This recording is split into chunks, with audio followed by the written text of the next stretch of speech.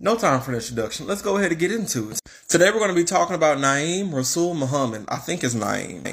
Now in 2003, 25-year-old Naeem actually met up and hooked up with 15-year-old Kamitra. He started becoming abusive to her the first couple of weeks that they started dating. The first time in the back of his dad's house in their backyard, he threw her against a car, punched her in the face, beat her up, and he did not let her go home. Which this is the first big point for me because she was 15 years old and she did not go home that night.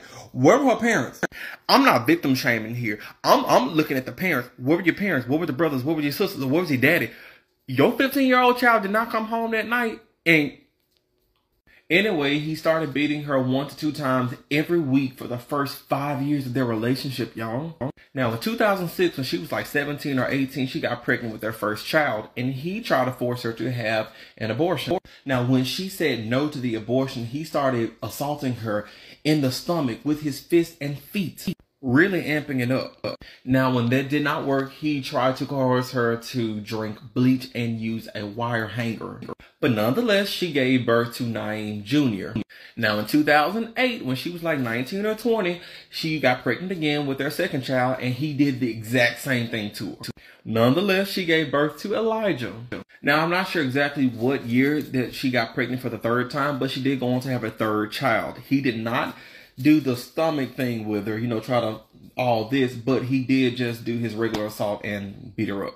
Now, they broke up in 2011, and one day he came over to her mom's house because she was staying with her mom. He broke in, beat her up, and kidnapped their first child, Naeem Jr., and got no jail time for that.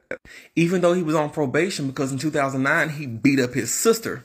The justice system really just kept failing. Her family just kept failing. March of that same year, he tried to get her to take him to the store. When she said no because she was borrowing her sister's car, until she passed out. Later in 2011, Kamitra was walking Junior to his first day of preschool. Now, with her, she had their middle child, Elijah. Naeem actually pulled up while they were walking on the street, and he abducted all 3 of them. Now, when they passed a light, Kamitra actually saw a police officer, so she jumped out of the car, flagged down a police officer, but he took off with the 2 kids. He drove off to a nearby creek, and after his eldest son, Junior, begged for him not to take his life, he drowned both of them.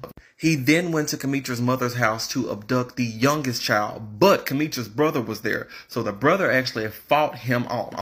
And as he was leaving, he said, "Your nephews are dead." Now, he was arrested, and during court, you guys, his lawyers actually tried to defend that he was not a violent man because he's never been in prison before. Anyway, he's in Texas Department of Corrections on death row. Crazy, right?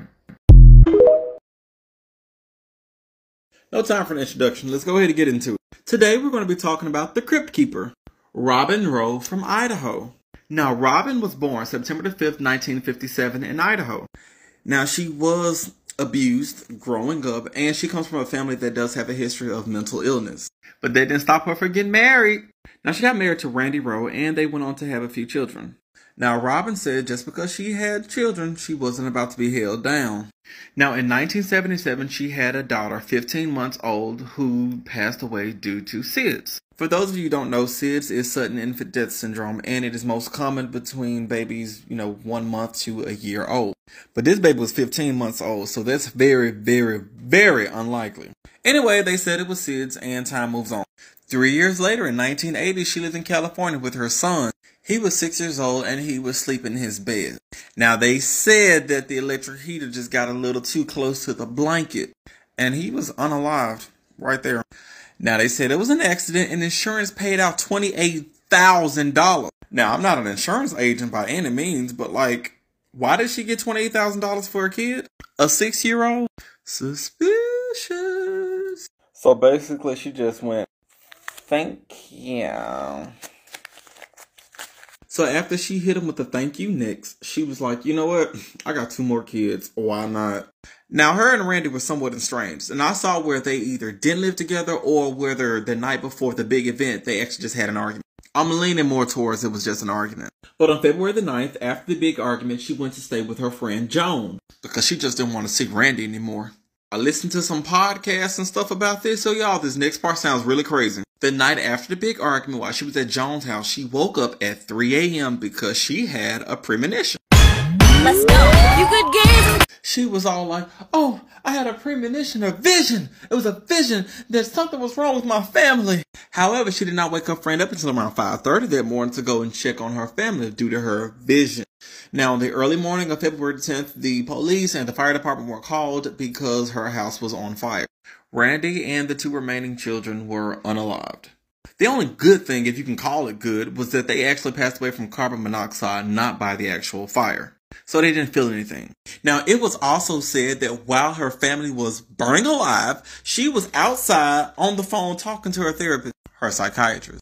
Now, initially, everyone was, coming out to support this woman who lost her entire family. Now, them people did their job, and they found out there was 2 fires set in the house. Both had been lit with gasoline or some sort of fire accelerant. They also saw that she had taken out over $250,000 in life insurance policy over the family, the last one being done just 17 days before their murders. She's still on death row in Idaho over 30 years later. Crazy, right? No time for an introduction. Let's go ahead and get into it. Today we're going to be talking about Richard G. Jordan. In 1976, you actually had a bum. His name was Richard. He actually lived in Gulfport, Mississippi, but today he decided that he wanted to go to Louisiana. Now, he called the Gulf National Bank and he asked to speak with a loan officer. The name he was given over the phone to assist him as the loan officer was Charles Martyr. It was at this point that the gerbil actually hung up the phone and he went to the Yellow Books. For those of you who may not know, the Yellow Books is literally a yellow book and it's full of all telephone numbers for landlines. They're not as common nowadays due to cell phones, but they were very big back in the day. But anyway, he got the Yellow Book and he found Charles Martyr's address, and then he went there. Now, when he got to the address, Charles was not home, but his wife was, along with their 3-year-old child. Now, he told her that he worked with the electric company, so she allowed him to come inside of the house. Now, after she let him into the house, unfortunately, he abducted her. She was forced to leave their 3-year-old child sleeping while he took her. Well, at least he didn't take the kid, because that would have been a lot worse. Now, when he abducted her, he actually made her drive to the DeSoto National Forest, which is in Brooklyn, Mississippi. Now, when they got there, she actually tried to run, but he was able to catch up to her, and it was there at the forest that he killed her. Now, after he unalived her, he called her husband, Mr. Martyr, and that's when he was like, hey, Mr. Martyr, yeah, I got your wife. She's alive. She's definitely alive and breathing, and if you want to see her again, I want $25,000. Now, Mr. Martyr actually showed up to get the $25,000, but there was a detail. When No Nick actually called him to give him $25,000, he told him to put it on a blue jacket. And he also said, no police. Now, Richard's a smart boy, so when they actually came the next day to give the $25,000 with no police, he actually stayed back. And he noticed there were some policemen. They were just kind of like canvassing the area, just kind of in the background, but he was able to pick it up. So the next day, he actually called up Mr. Martyr again, and he was like, hey, I saw the policeman. Now, your wife is going to die unless you give me the money. Stop playing with me. So they tried it again, and the next day, he actually did get the money. Now, when he got the money the next day, he actually got stopped at a roadblock because, of course, the police were still going to wait for him. He led the police on a high-speed chase, but he was ultimately captured. Now, once he was captured, he was sentenced to death. But Thumbhead did not like this verdict, so he actually challenged it, and he was sentenced to death a second time. Now, Big Boy wasn't giving up, so he actually challenged it again, and this time he was sentenced to life in prison without the possibility of parole, and that would uphold as long as he didn't challenge it again. But being the big dummy that he is, he challenged it, and he was given death again because he challenged it. He's been on death row for like 37 years. Crazy, right?